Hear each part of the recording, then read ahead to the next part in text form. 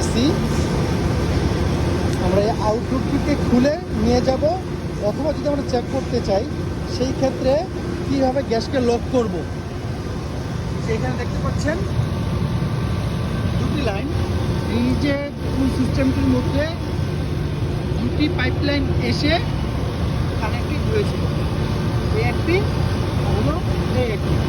এটা আমরা যদি টাচ করি আমরা এটা গরম অনুভব হয়, টেম্পারেচারটা বেশি থাকে।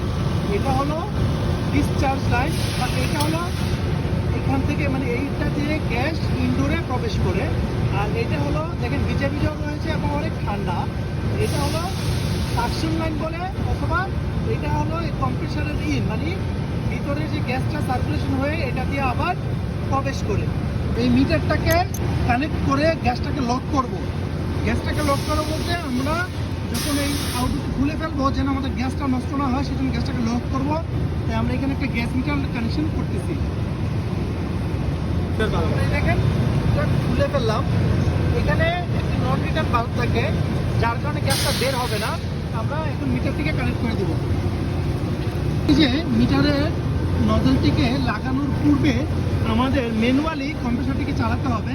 যদি না চালাই তখন আমরা এটা ধাক্কা দিয়ে এটা টাইট করতে যাব, তখনই আমাদের অনেকগুলো গ্যাস ডিসচার্জ হয়ে যাবে। এই গ্যাসগুলোকে ওয়েস্টেজ না করার জন্য আমরা এটাকে যদি রানিং রেখে তারপরে কানেক্ট করি, তাহলে আমাদের এই গ্যাসটা অপচয় হবে না, কারণ কম্প্রেসর এটাকে সাকশন করতে থাকবে আর এটা কানেকশন এই সুযোগে আমরা করে ফেলবো। তো আমরা এটাকে ম্যানুয়ালি চাপ দিচ্ছি, কম্প্রেসর চলতেছে, দ্রুত লাগাও। হ্যাঁ,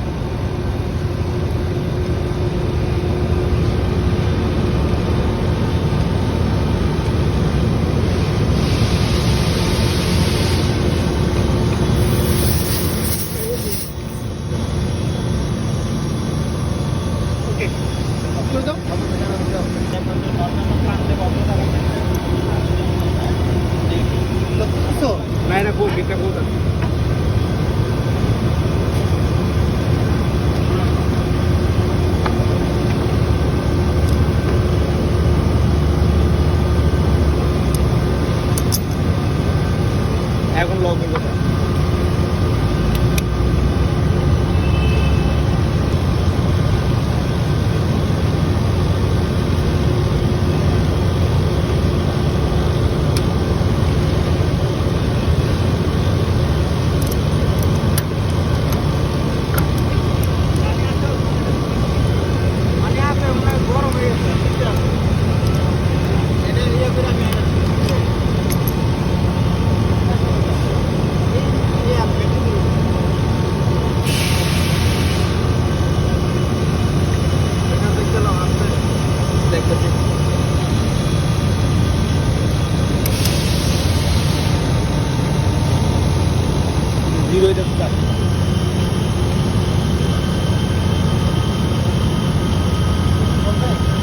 একবারে দিয়ে দেব।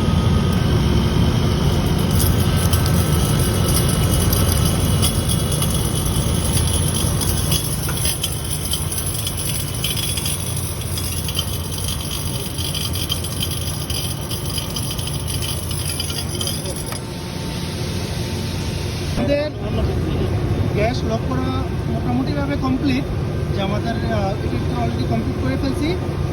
আরেকটি হোক কানেক্ট করি।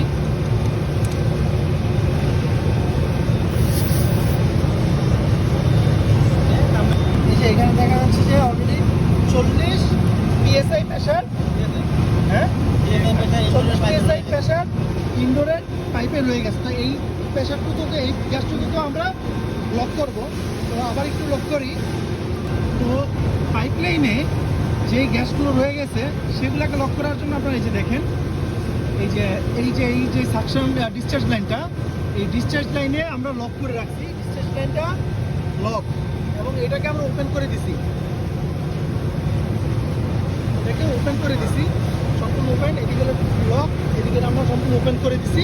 ওপেন করে দেওয়ার কারণে এখন ওই পাশটা লক আছে, আর এই যে গ্যাসের এই লাইনে যে গ্যাসটা রয়েছে, এই গ্যাসটা এই মিটারটা হয়ে এই সাকশন লাইন দিয়ে কম্প্রেসার টাইনে নিবে। তো আমরা এই পর্যায়ে এটাকে আবার সাকশন দিচ্ছি। দাও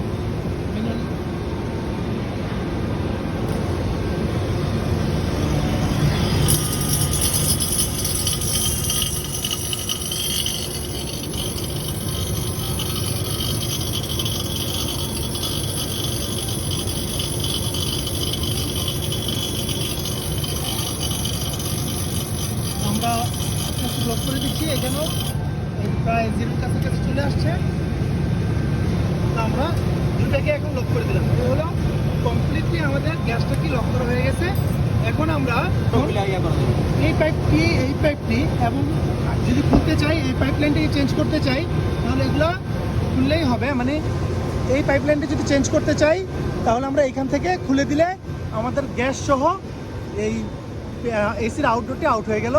প্রয়োজন আবার আমরা ইনডোরও সেম কাজগুলো করতে পারবো।